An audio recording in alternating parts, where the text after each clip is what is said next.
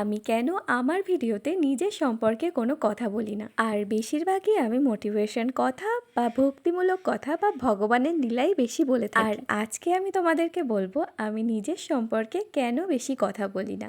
হ্যাঁ বলি, হয়তো খুব কম। রাধে রাধে সবাইকে। সবাই কেমন আছো? প্রতিদিনের মতো আজকের সকালটাও শুরু হয়েছে আমার ভোর 4টের সময়। আমাদের এই জীবনের উদ্দেশ্য কী? ভগবান আমাদের সৃষ্টি করেছেন এবং প্রত্যেকটা জীব তিনি সৃষ্টি করেছেন, এটা আমরা সবাই জানি। তো আমাদের উদ্দেশ্য কী? একটা গাছের যেমন উদ্দেশ্য থাকে প্রাকৃতিক ভারসাম্য রক্ষা করার, একটা ফুলেরও তেমন উদ্দেশ্য থাকে প্রকৃতির সৌন্দর্য বজায় রাখা। তেমনই আমাদের কোনো না কোনো উদ্দেশ্য আছে।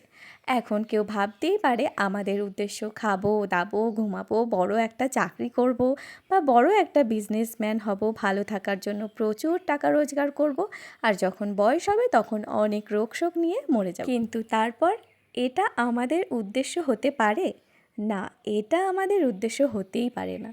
আমাদের মানব জীবনে একটা উদ্দেশ্য, যে কিভাবে আমরা ভগবানের কাছে গোলক বৃন্দাবনে ফিরে যেতে পারি, এবং আর যাতে এই ধরাধামে ফিরে আসতে না হয় তার প্রস্তুতি, তার জন্য আরও সব ডিটেলসে জানার জন্য আমাদের গীতা পড়তে হবে, যেখানে ভগবান বলেছেন আমাদের কি করতে হবে। আর এই মানব জীবন হচ্ছে সবচেয়ে কষ্টের, এই কষ্ট থেকে কিভাবে চিরতরে মুক্তি পাওয়া যায়। ভগবান বলেছেন তুমি কে, এই পৃথিবীতে কেন এসেছো তুমি। প্রত্যেকটা জীবের বস্তুর কোনো না কোনো উদ্দেশ্য থাকে, কিন্তু আমাদের উদ্দেশ্য একটাই, কিভাবে এবং কি করলে ভগবানের কাছে এবং ভগবান ধামে ফিরে যেতে পারবো, এটা উদ্দেশ্য।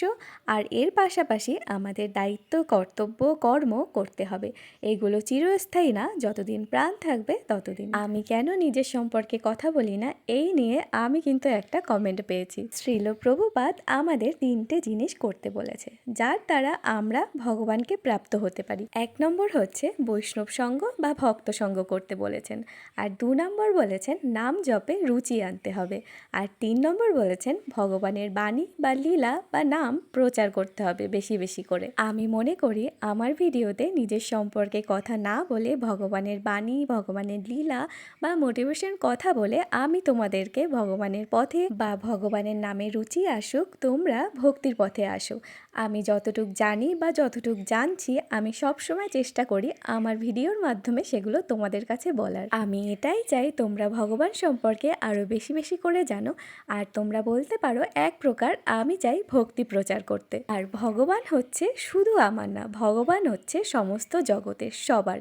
তাই জন্য আমি যতটুকুই শিখি না কেন, যতটুকুই জানি না কেন, বা যতটুক জানছি সবটা কিন্তু আমি তোমাদের সঙ্গে শেয়ার করতে চাই।